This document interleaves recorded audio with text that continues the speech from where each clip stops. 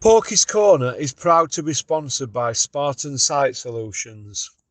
They are specialists in civil engineering and demolition contracts for the construction industry. Interested parties should visit their website or contact Porky's Corner for a referral at porkycorner@mail.com.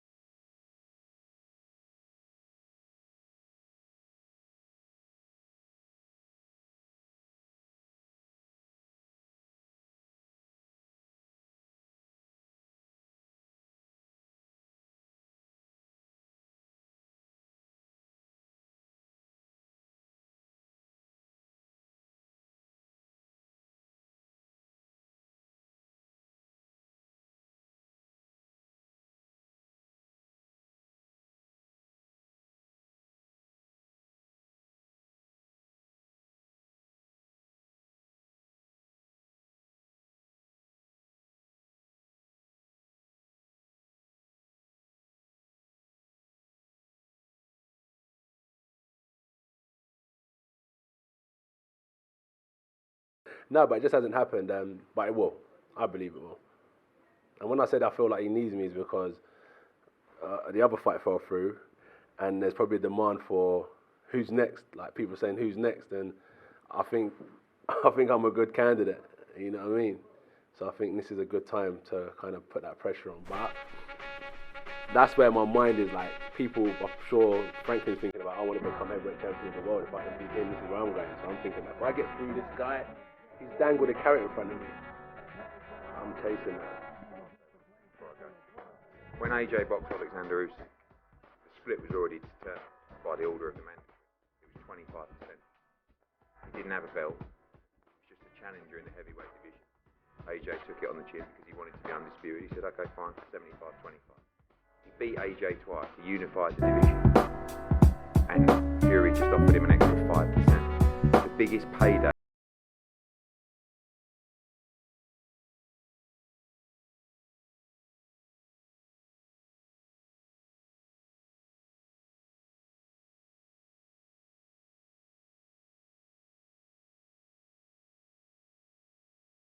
Hey, and welcome back to the number one podcast in the sport, where we're going to have 8 big men going at it in the next 6 to 8 weeks. And we really don't care about any of those fights. And that's a really dark time for boxing. When we get that many big men and there's like virtually zero interest, it's a problem. The public don't care anymore. And that's the sport that we've kind of allowed to happen on our watch. Those that come before, or those that came before, those that come after, will look at us and go, how did you let this happen? And this has to be a crisis. All of the creation of social media and, media manipulation, and some of these camera jockey outlets have to take accountability for the nonsense that they've created. Because, let me try and do this. I can't even remember how it goes in what sequence. So we will have Anthony Joshua versus Dillian White, August 12th. We will then have Alexander Usyk versus Daniel Dubois, August 26th. 2 days later, we've got Tyson Fury versus Francis Ngannou.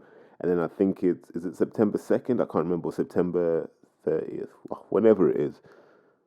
We've got Joe Joyce versus Zhilei Zhang. Right? That's just in the heavyweights. And then we've still got to find out when Wilder fights, and you probably fight Andy Ruiz, maybe mid-September, mid-October, somewhere around there. And now, and by the way, someone's going to correct me on that Joe Joyce date, because I think I've either hit the Eubank Jr. date and I've hit the Canelo date, but not the Joe Joyce versus Zhang date. But says it all, I guess. And so in all of this mess, there isn't one fight there that the fans were begging for. Not one fight that the fans were begging for. So let's just give a brief synopsis of each fight. AJ versus Dillian, cash grab. Fury versus Ngannou, bigger cash grab. Huge cash grab. Brinks Matt robbery style cash grab. Dubois versus Usyk. Feels a bit like lamb to the slaughter, but if Daniel Dubois were to win, that would take the heavyweight division in a completely different direction. That would be absolutely incredible for boxing. That would be a Cinderella tale if ever there was one. If he were to win, and by the way, I do hope he wins for so many reasons, which we'll come on to later. And then Joyce versus Zhang.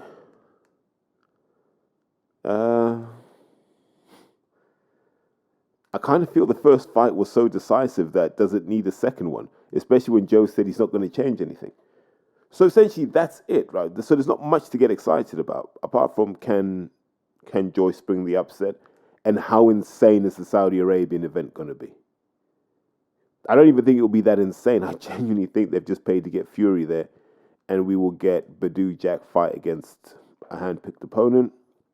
We may get a couple of Brits there, and there'll be a couple of Saudi guys I'll put on that card, because obviously they need to show some patriotism. But let's just zero in on AJ White. I'm going to try and do these in sequence as well, so I can get my thinking straight. So we get Anthony versus Dillian again. So this is the third installment, 1 amateur, 2 pro.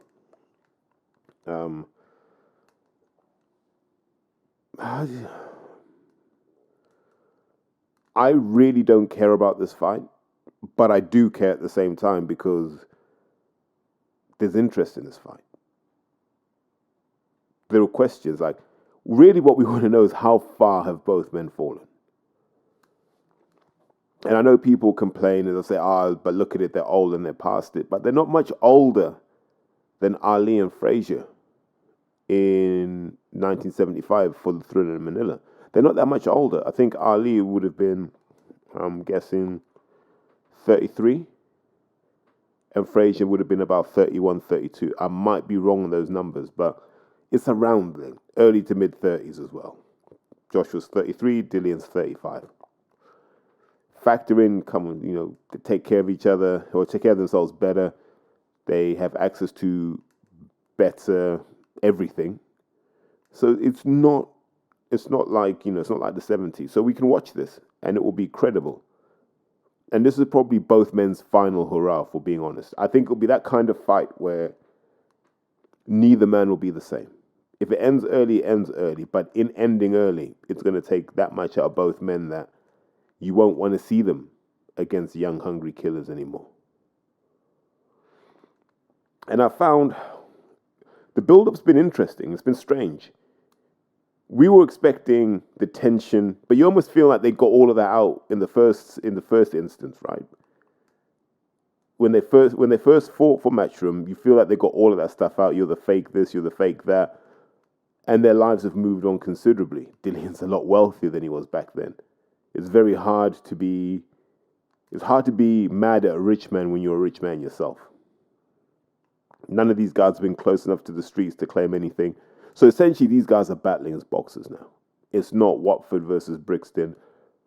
It's not, I came up in the streets, you pretend. None of that matters anymore. It's the fact that both men have lost 3 times.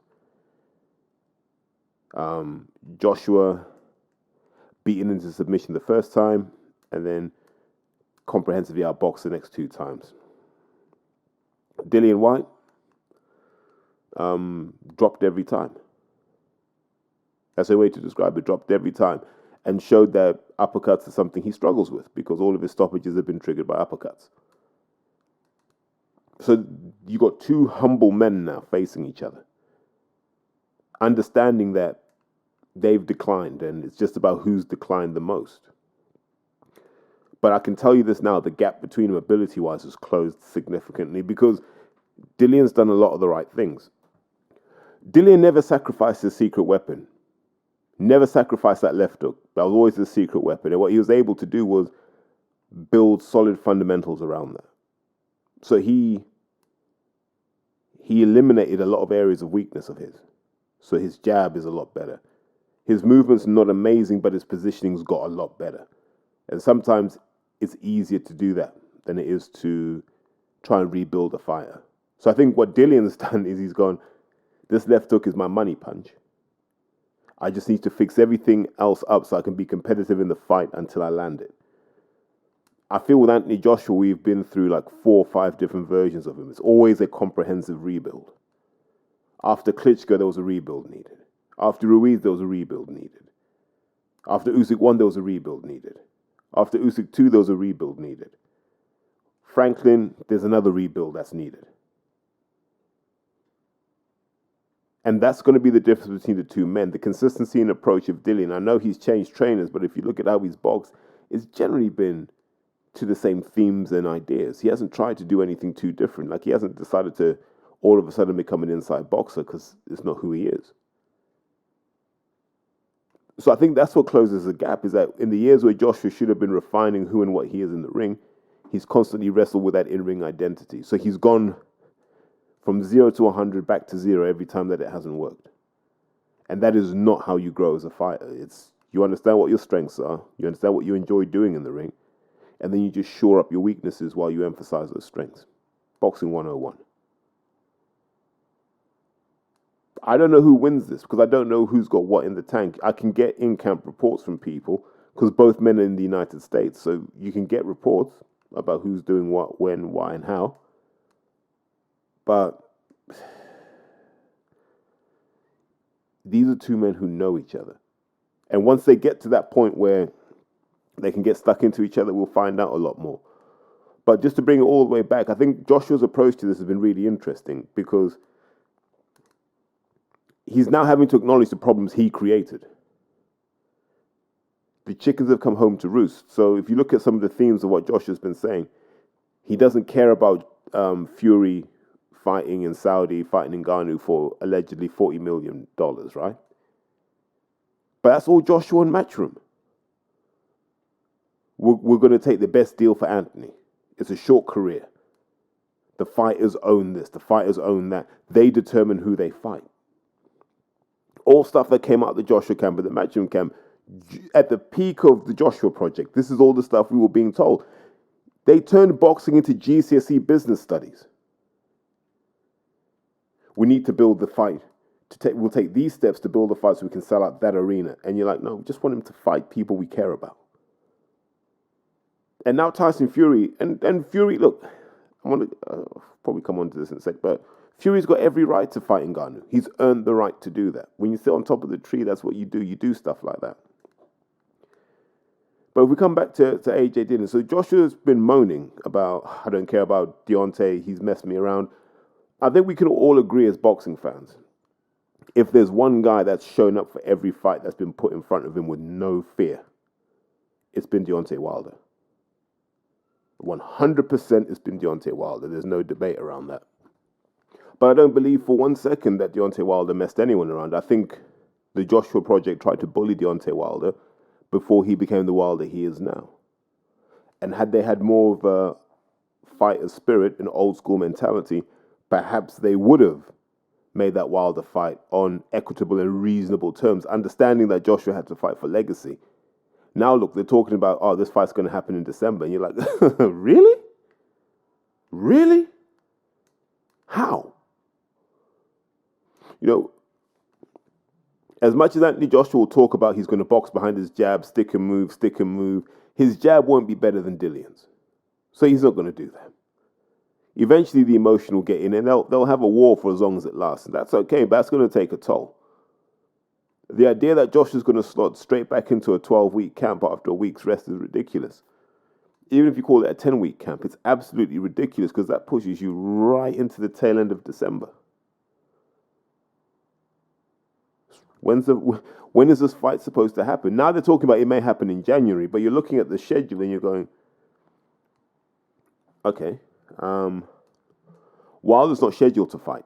September's looking like a wrap in terms of being able to slot a date in. So Wilder might fight mid-October. Let's say he stops Andy Ruiz in 3 rounds. He's still not going to be emotionally or physically in any kind of shape to fight in December or January. None of them are. So this is a problem we have. So we'd be right back to who's going to fight Fury? Is it Usyk or is it Joshua? We're going to be right back to the same silly dance, which we're going to have until these guys are out the sport. And that's the frustration with all of this, is that the fans have been taken for a ride, all for the benefit of these boxers who are making multi-million-pound paydays. Just remember, many of you listening are the reason why Tyson Fury was able to fight Derek Chisora in front of 60,000 fans at White Hart Lane. That should never have been allowed to happen.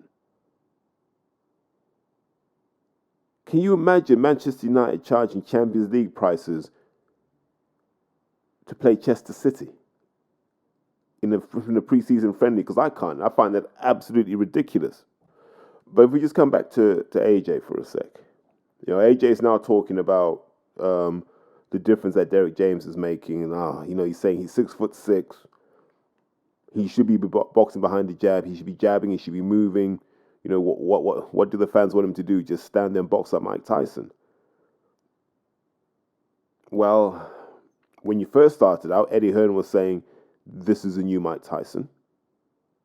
Eddie Hearn was saying, this is the most exciting heavyweight probably of the last 30 years.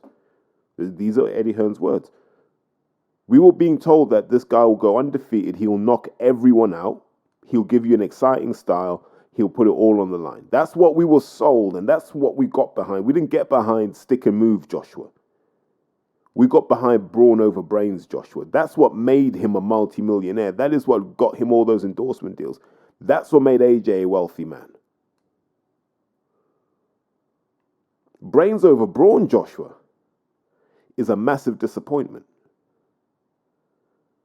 And then when you layer in brains over brawn Joshua with the dumb stuff that he says, how many times do you see him in an interview and he's trying to count his points, point 1, point 2, point 3, and he gets to point 2 and he's got 3 fingers out. Like, no one notices things like this, where you're like, this guy's dumb. And it's a lack of self-awareness. He doesn't understand that the whole brand that he built, the Joshua Project, was built on destruction. How are you going to talk about, I'm going to stick and move, but the show's called Maximum Violence? This is what I mean. They can't let go of this Joshua Project.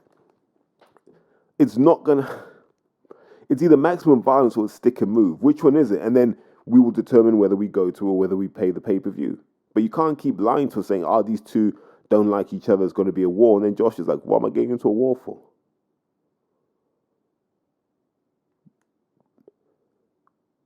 Is the tail wagging the dog? Is the dog wagging the tail? We have no idea at the moment. It's just, those guys are just trying to get whatever money they can. And then to start making points about Robert Garcia, I think he needs to remember Robert Garcia has been training world champions for a long, long time now. And he actually delivered Mikey Garcia, who I genuinely believe had Mikey not had the ego to go to 147, we'd be talking about Mikey Garcia as a pound-for-pound guy if he had stayed between lightweight and probably junior welter. Robert Garcia knows boxing. Robert Garcia knows how to coach. The idea that Robert Garcia gets a hard time and Angel Fernandez doesn't beggars belief. Every trainer Joshua's had has been criticized somehow, except for Angel Fernandez, who, if I'm being honest, is probably the worst of the lot. And I don't want to say that because at one point me and Angel were cool, we were friends. But if you rank the guys based on achievements, if you rank them based on the fighters they have produced, you'd sooner trust McCracken, you'd sooner trust Roberto Garcia, you'd sooner trust Derek James, I'd sooner trust Joby Clayton before I trusted Angel Fernandez. Harsh but true. So to take shots at Roberto Garcia is so disrespectful. To say I wasn't learning anything from him, you probably didn't want to.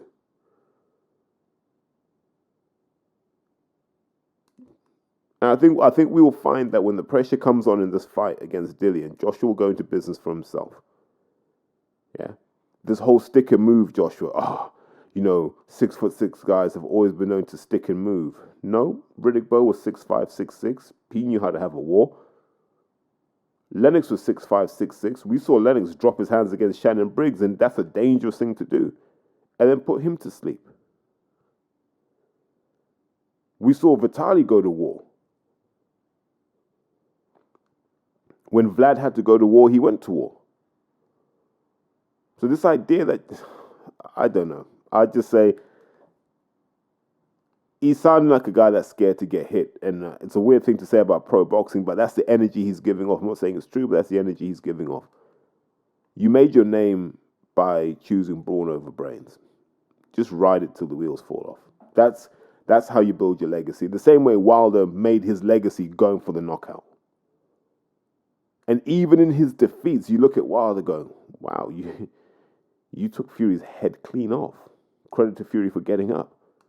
But we know those 3 fights took something out of Fury's soul. That's why he's fighting guys like Ngannou. You know, don't get it confused. So come August 12th, when that fight's said and done, neither Joshua nor Dillian Whyte will be any further forward if they win. So what was all the fuss for? What was all the social media for? That's what I'm asking you. And then we can just pivot to a fight that does make a bit of sense, right? Veteran, has 3 belts, fighting a young, hungry lion who's already faced tribulations in his life, in his career. And it's giving Daniel Dubois an opportunity to ascend to the top table of the heavyweight division. So Usyk, like Wilder, showing he will fight anyone, anytime, anyhow. They're the 2 guys you've got to put at the top of the tree right now, in my opinion. Usyk and Wilder. Because they seem like the sort of guys, if you give them a date and an opponent, they'll be there. Everyone else will be squabbling over rematch clauses, this, that, and the third. They'll just get it cracking.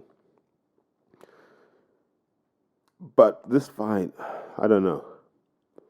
There was a moment, and I don't know if anyone's seen the video. I think it was IFL Umar, who had the video. And Umar stood next to Daniel Dubois.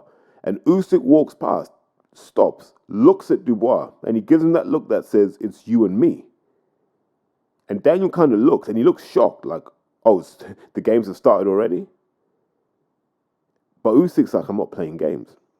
And Dubois' head drops. Not a millimeter, it just drops. Chin to chest type drops. And I watched that and went, no, please don't do that. And I think that was the signal Usyk needed to say he can do what he wants. So in the build-up, we've seen Usyk rapping. I don't know if he was rapping or it was a poem, but he definitely got his freestyle on. Shoulders were swaying. I mean, the peace signs were up, all of that. And Usyk was doing what he could to make it interesting. But this is a fight of 2 people of very few words. Definitely very few English words. So the build-up's been more about Dev Sani. Let's not lie. Like, Dev's had to do a lot of the talking and a lot of the hyping up because between the 2 camps, there's not much. Like, Don's not a guy to talk too much. Don does his talking in the ring. Daniel does his talking in the ring, as do Team Usyk. So this isn't going to capture the public's imagination. If Dubois wins, then it does, and that catapults him into Sports Personality of the Year, surely. As crazy as that sounds, but you have to. Because people are putting Usyk on the pound-for-pound list at number 1. If Daniel wins, most impressive win by a Brit. But can he win? That's the question. Watching his head drop, I might be reading too much into it because Daniel's quite a resilient guy. And maybe come fight night, the switch goes on. But I can remember talking to Don Charles about Usyk. And one of the things we agreed upon was, if you stand in the right places, you don't get the same Usyk. If you know where to put yourself in key situations, Usyk will struggle. That's why he struggled with Bradis. Bradis came from a kickboxing background, so his foot placing wasn't where you're used to because Usyk's whole style is predicated on people being pretty easy to read. And therefore, it's a very simple playbook for him. Orthodox guy does this, I do that. Very simple playbook. Daniel has to find a way to upset that, much like Derek did. And Don was in Derek's corner that time. You have to find a way to just go, the textbook teaches you one thing. Usyk has read that textbook. Give him something he hasn't read. See how long it takes him to adapt. And once he adapts, go back. That's the art of war. Subtly shifting your shape so your opponent sees something different every time. I can see how he could do it. I'm not saying he will do it, by the way, before I get criticized. There are ways you can do it. But you've got to deal with the occasion, the expectation, the enormity of it, the consequences of not doing it. Will you be able to do that? The pressure that, if I don't win one first, then Caroline wins one before me, then she would have been the first Dubois to win a world title. All of these things, the pressure from your dad, all the stuff that can sit in your head. over the next 6 weeks or so. Having to travel to Wrocław, said it right. Nice part of Poland, by the way. If you're going out there, I thoroughly recommend going out there. If you're a single man, 1,000% recommend you go out there because you're going to get the finest Prussian blood. I think it's like, there's a border onto Austria. Like, if you love that Aryan look, and you know who I'm talking to now, don't you? Yeah? If you love that Aryan look, Wrocław is where you go. Because that's like the mother lode. That's like when you mine something, you get that pure ore that doesn't need refining. That's what Wrocław essentially is. It's where the purest of the Prussian bloodline will find itself. So if you're up for that, get yourself out there. Bank holiday weekend. If you like those sorts of women, you're not going to be a carnival anyway. So may as well get stuck in. But I can see how Daniel can do it. I think it's advantageous having Don in the corner. I think, Don can give you that kind of unconventional lean, which is good. But it's a hard ask. You're hoping that you can hurt Usyk. You're also hoping that Usyk got old against Joshua in those 2 fights. That's what you're hoping. And the mobility is not what it was. And he's a little bit easier to read. And his punch resistance isn't what it used to be. So a lot of uppercuts just to test, how strong is that head and neck. But if you ever look at Usyk's got quite a short neck but really wide shoulders, which seems to be a good build for a boxer. Generally speaking, that short neck, wide shoulder thing seems to work. So I am wondering, how's this all going to end? But I wish him all the best, because that would be a massive shakeup if Daniel were to win, because now we're having different conversations around who should fight who. But here's what it would do. I think it would freeze Eddie out for a long, long time in terms of heavyweight contenders. That's what would make it interesting, because you could see there being an easier unification fight to make between Dubois and Fury. Once that's done, you can scatter the belts. The winner of Joyce Zhang will get a shot. I imagine Wilder would get a shot. I imagine whoever lost would also get a shot. So you could freeze Eddie out of the heavyweight picture for a while, just with a couple of clever chess moves. So credit to Frank for putting himself in this kind of position. Got to really look at it and go, Frank has his hands in 3 of the big fights amongst the heavyweights, right? He's got Dubois Usyk, he's got Fury Ngannou, and he's got Joe Joyce versus Zhilei Zhang. That's Frank. Remember, we were talking about Eddie being king of the world if he ever pulled off a stunt like that. But we're not calling Frank king of the world. Why? Because he's not on social media in terrible Dolce & Gabbana outfits, with his hackneyed dad jokes and silly quips. That's why we're not giving Frank the credit. I think Frank deserves credit for getting his guys in position like this. I think this is highly, highly impressive. And it's validation for the idea that the old school always wins. The things that worked 20 years ago will work now, even in an age of social media, because essentially people are the same.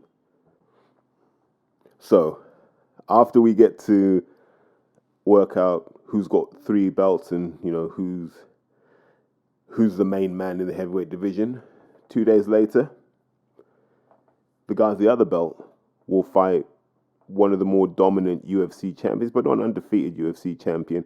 A guy we were told has the punching power to knock out any modern-day heavyweight, Francis Ngannou.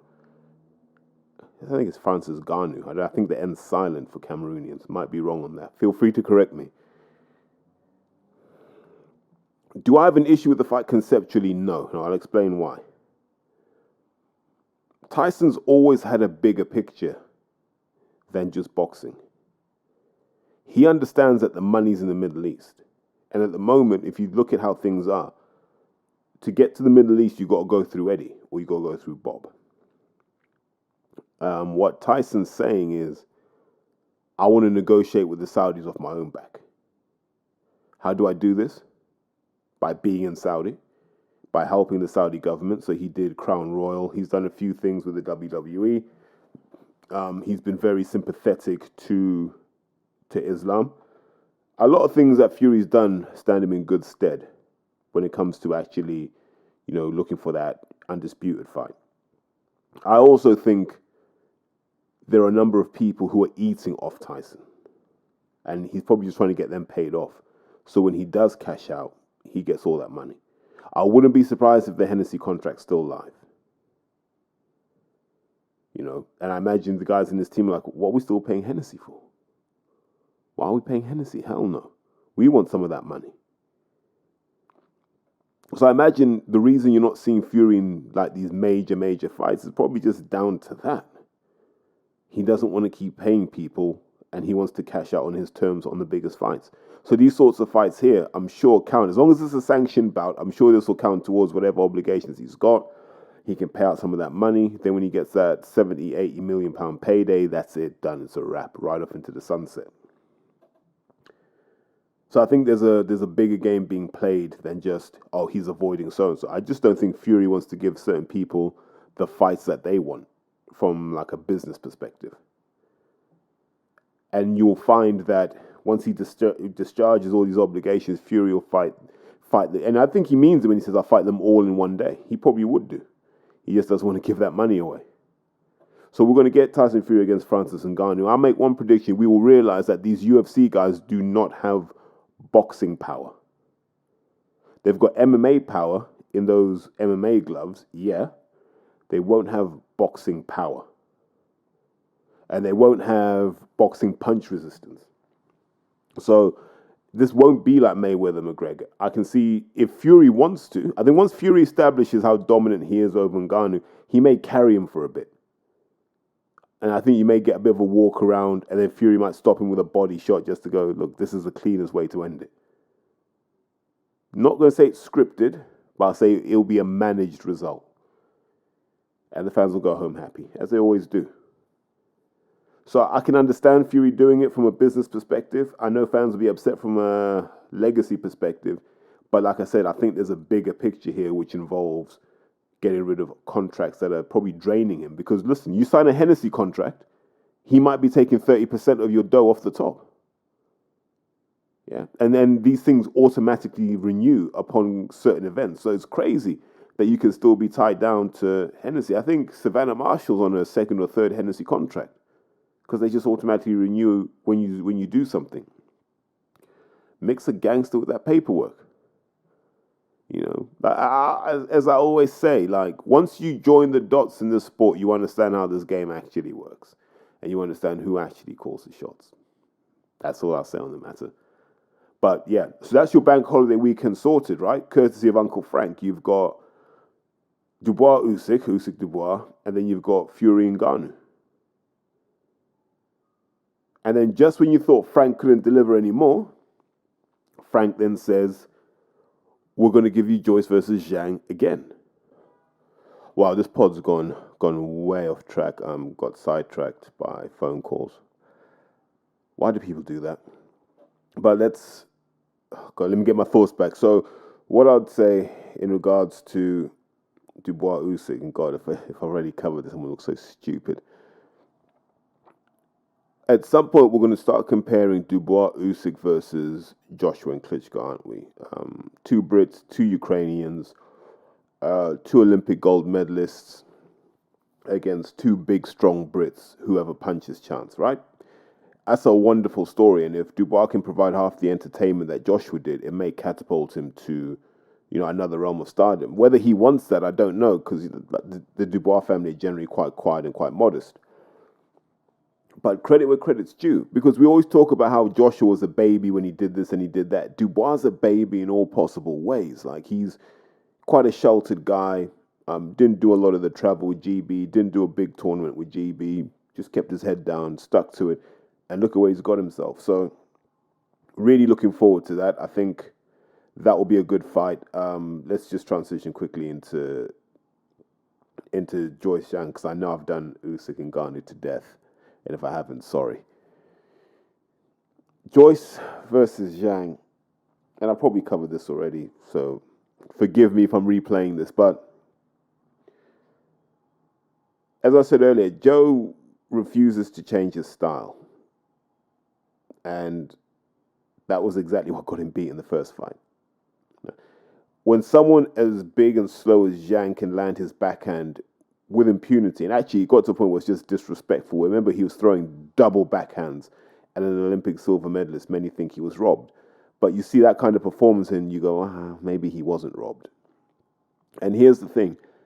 Because Zhang is so disciplined and so, I don't want to say basic, he's so fundamentally sound, the idea that Joe's just going to juggernaut him, like, Zhang's a bigger man. Zhang is the juggernaut in this fight. And if Zhang decides to put the pressure on Joe, Joe's going to have to find another way to box. Joe's going to have to move and groove. Joe's going to have to box like a smaller man. He's never had to do that before. So there's a big psychological journey that goes with that. More so than sheer tactics. Because if you can't deal with a southpaw like Zhang as a professional, you shouldn't be a professional. That's what I'd say about that fight. But as I said earlier, Frank's delivered, right? Frank's got that top table of heavyweight sorted. He's delivered, and credit where credit's due. Now let's talk about the elephant in the room, and that is Deontay Wilder.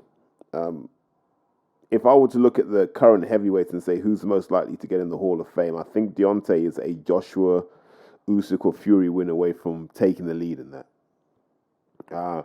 People say he lost twice to Fury, and then the Fury nut huggers will say he lost 3 times. Now, I'm sure I'll get a tweet saying that, because someone's going to try and be smart, aren't they? But Wilder went on that. It went from being a soup can run. Let's not pretend, right? He knocked over a load of stiffs, and we weren't really sure. And then I think it was who was it? Was it De Harpers? And then after that, you started to think, I think he can knock people out for fun. And you've seen it. He's knocked out people who others have struggled with. He made Ortiz look mortal at a time when people said this guy will kill Anthony Joshua. Look at what he did to Hellenius. Look what he did to Dominic Breazeale, a guy that Joshua struggled to put a dent in. And that was like prime Joshua. That was brawn over brains Joshua. That was everything on the top shelf in the pharmacy Joshua, allegedly. That was AJ. That was prime AJ. That was could win the Mr. Olympia AJ. And he couldn't put a dent in Breazeale till round 6 or 7. Wilder did with ease. Remember when people said Stiverne had one of the best chins in the heavyweight division? Second fight, Wilder showed if he has, then Wilder's got superhuman power. So the point I'm trying to make in this fight is, in this whole story, not even the fight, the whole story is Deontay Wilder is the true freak of the heavyweights, right? Limited skills, but is smart enough to know how to let that right hand go and when to let it go. And through that, he's entertained fans. Like, if you were to take the heavyweight highlights from the last however many years, let's just say the last 15 years, how many involved Deontay Wilder? Either him putting someone down or him going down. How many involved Deontay Wilder? More than involved Fury, more than involved Joshua. And that's the uncomfortable truth that most of the girlfriends, amongst their fan bases struggle with, right? That is the harsh reality, that Fury doesn't have that many. Joshua doesn't have that many. Wilder does. And that's what makes him top tier. And we're going to see what he can do against Andy Ruiz. Bear in mind, Andy Ruiz is the guy that got dropped by Chris Arreola, and Arreola is not known for doing things like that. So what's Wilder going to do to him? If Wilder were to decimate Andy Ruiz and knock him out cold, the gap in perception between him and Joshua would just grow, and you imagine Joshua would do what he could to avoid that fight. If you've avoided that fight ever since you won the belt, I don't think you really won it. And that's why we're hearing the talk of December, because it's an easy thing to go, well, no one's ready. We're just going to move on. And I think that's going to be the message. After Dillian, you're going to hear a lot of talk for about 6 weeks about Joshua wants Wilder in December. And then you hear Wilder's fighting Ruiz, and then Matchroom will just say, right, we're moving on. And they'll wheel out someone else. They'll go, right, we'll fight the winner of Joyce versus Zhang. Right? That's what they'll do. Yet Deontay Wilder, I think, is the key man in the division. If the event doesn't involve Deontay, then I don't think it's a super fight. I just don't. If you look at Fury is more concerned with protecting his brand and his income. Josh is more concerned with avoiding danger. Usyk, we don't really know because he doesn't talk that much. And that kind of leaves Wilder as the guy who, to use a Matchroom expression, brings maximum violence. He's the key to the heavyweight division. Now, I wouldn't be surprised if the Saudis have him top of the list. Whatever happens in December, if it does happen, has to involve Deontay Wilder. Sells a fight, delivers in the ring. I think Fury's getting that way as well. I think just when you're in your mid-30s and you're the best part of 19 stone, you're not going to be the slick, agile heavyweight you once were. So I think, Fury will be in a lot more attritional style fights. And the Ngannou fight might be interesting in that sense to see how mobile he decides to be. But I think much like Usyk, age takes away your mobility. And then it's what can you put into that space that's gone. So once you lose your mobility, what can you add?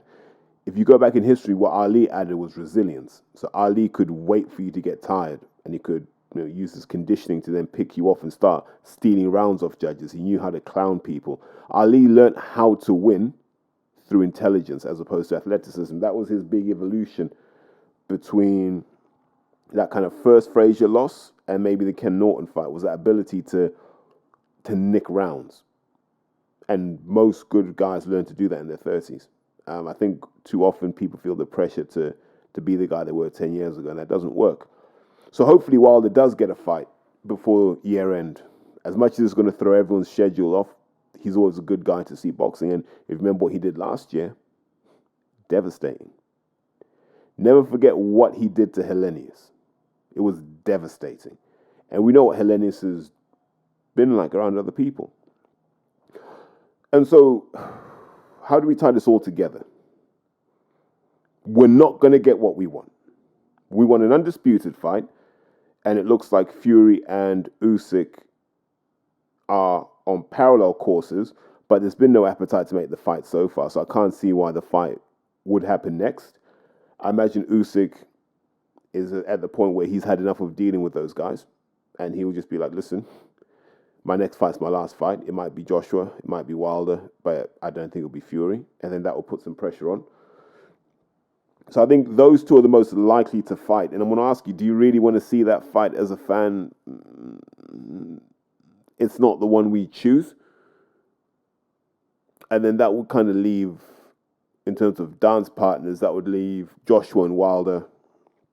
I just don't see Joshua really wanting that fight if Wilder looks impressive against Ruiz. And then that would leave Dillian / Dubois against a Joyce / Zhang, in my opinion. And those are fights that tell us nothing. Apart from the undisputed fights, they're fights that tell us nothing. I don't believe there's a version of Joshua that exists in his own mind that beats Deontay Wilder. But I think every version of Deontay Wilder that we have ever seen beats Anthony Joshua. I think knocks him out. Knocks him out clean. You're not going to jab and move against Wilder. Wilder's jab is so underrated. If you don't believe me, watch what he does with his jab. Watch how much distance he can create with his jab.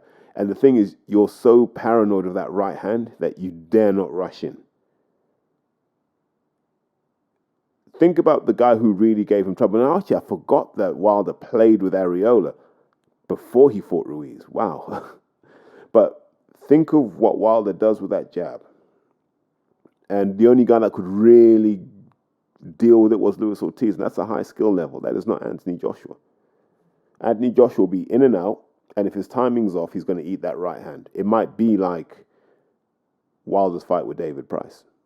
Now, that would make the heavyweight division exciting, if I'm being honest. But my big worry is we end up at the end of the year and we're no further forward than we are now. We've all shelled out a bucket load of cash for them to get rich and for them to give the fans nothing that is memorable. But having said all of that, I could be completely wrong, and every one of those 4 fights we've discussed could end up in a spectacular knockout, and we're all back in love with boxing again. But of all the divisions, the heavyweights have been the best at disappointing us. I want to do an episode when I'm a bit more optimistic, so the next one probably will be a bit more optimistic because there's some great stuff happening. Fulton Inoue, Spence Crawford, Charlo versus Canelo. Even if you go down the ladder, Aziz versus Boatsie's been signed. Eubank versus Smith, Part 2, been signed and agreed. There's so much good stuff happening in boxing that I think we get distracted by what these guys are doing in the heavyweight division. and we use it to kind of tar boxing with the same brush. But let's not do that. Let's remember, there are so many other divisions that do deliver. And let's not forget Sonny Edwards versus Bam Rodriguez. That's a good fight. That's a genuinely good fight. I mean, people say, oh, you don't like Sonny Edwards. That's a good fight. That's someone putting himself in harm's way because he believes in himself. So these are the things to be optimistic about. And I will be a lot more optimistic in the next episode. But what I'm going to do is I'm going to close off with something that I was listening to. And the reason I wanted to share this is I say a lot of stuff about boxers and I have my own view. But sometimes it's good to get an outside perspective on what other people see because, we're boxing fans. We drown in the detail, whereas I think your sort of general population will have a different view. Is you get to meet some cool people. Probably the best actually was Anthony Joshua. We sponsored him with Lucozade Sport. And do you know what? For a guy that knocks people out for a living, he is the nicest person I've met. And it's really odd because he is literally like the gentle giant. And do you know what? I tell you the thing that really touched me about him actually, because we were paying him. We weren't paying him that much money. Actually, it wasn't a huge deal. How much were you paying him? I think about 1,000 a year. He would have been earning millions from other sponsorships. I mean, I don't know for sure, but I'd imagine Under Armour and Bose and the other kind of people that sponsor him probably. Beats rather. It wasn't Bose, Beats. Probably paid a lot more. But we got him when he was up and coming, so we spotted him very early. We were one of the very, very early sponsors for him. But he did so much for that fee. I mean, he would. Some celebrities you endorse, you kind of, you get your 15 minutes with them and that's it and nothing happens. Mm-hmm. With him, he's like, yeah, I'll come down and talk to your team. I'll come and, turn up at your event. Yeah, let's stay chatting and have a drink and so on. And the thing that really touched me about him was, we didn't necessarily get to know each other that well, but I probably met him 6 or 7 times at different things we were doing. But every time he remembered who I was. Now, he was meeting hundreds of people, and, there were lots of people even within my team that he dealt with and had to remember. But, I remember at kind of launch events, he would spot me in the audience, go, John, come and join us in this photo, and this sort of stuff, And I just thought it was lovely. I mean, the thing with him is he knows his brand, and he knows his brand is kind of motivational, good guy, in a tough world type thing, got a backstory, boy did good, all that sort of thing. And he really knows that. And he works very well, but in a really authentic way. I mean, one of the funniest things, actually, which one of my proudest moments, actually, from that job was we came up with this idea for Lucozade Sport called Made to Move. And the idea of the kind of advertising was that, as human beings, we're all kind of made to move. And what Lucozade Sport does is it helps you to move. So by being a sports drink, we wanted to inspire everyone to move more, get fitter, live healthier lives and so on. And Dominic, who was the creative at Grey, the ad agency, said to me, this is going back to about 2016, I think, and AJ, as we called him, was going to fight Klitschko. Mm-hmm. No, it wasn't 2016, it might be 2018. Anyway, AJ was going to fight Klitschko at Wembley, the biggest paid-for fight he's ever done, 90,000 people in Wembley. It was probably one of the biggest sporting events of that year. And this is back in December. I think the match was the fight was in March.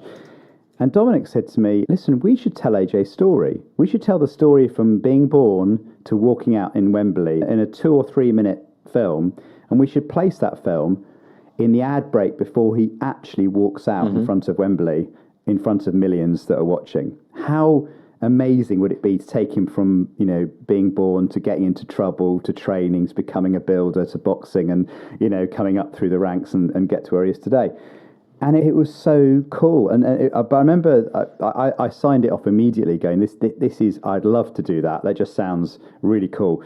But the reason I'm telling you the story was, AJ was about to go into lockdown, so he does a training. He goes into kind of an 8 to 10 week lockdown period before any fight, where he doesn't do any media. He's literally focused on the task in hand. And we were talking to his agent, and we said, "Look, we really want to get him to do this film." And he was up for it, by the way. He was like, "Oh yeah, man, I'd love someone to tell my story." And he himself was really up for being involved. He said, "The trouble is, the only window that I've got to talk is I'm going to Dubai on holiday with my family." He said, if you can send a couple of people out to join me, I'm happy to tell you everything about my backstory. So James and Dominic, and so James was in the Liverpool Sport team, and Dominic got to fly out to Dubai for the weekend, and they joined AJ at a water park where he's hanging out with he's got a big crew around him, as you might imagine. Yeah. And they got to hang out with him. But what was so touching and so lovely is they came back and they said to me, John, the story's not AJ, it's his mum. And I'm like, oh, really? He said, yeah, he will do anything for his mum. And the relationship, they are so close, and that she's brought him up and so on. So actually, when we made the film, and if you watch it, it's called Nobody Ever Moved Forward Standing Still. If you watch the film, what you'll notice is the thing that gets you is actually the relationship with his mum. And that, she kind of, looked out for him, got him out of jail when he got into trouble, all that kind of stuff, and is obviously incredibly proud. And I think he lived, I don't know for sure, but I think he lived with his mum until quite recently. I think he's moved out now, but it was just so touching. But we would never have got that story had he not been so generous with his time and allowed us to kind of interrupt, his holiday to kind of interview him and get the background on it. So that just shows, that's, for someone as famous and as wealthy and as busy and as in demand as him to give up the time he did for us. And we weren't paying him, as I said, that much money, but by the kind of league he's in, was amazing, really. So that was a massive perk of the job.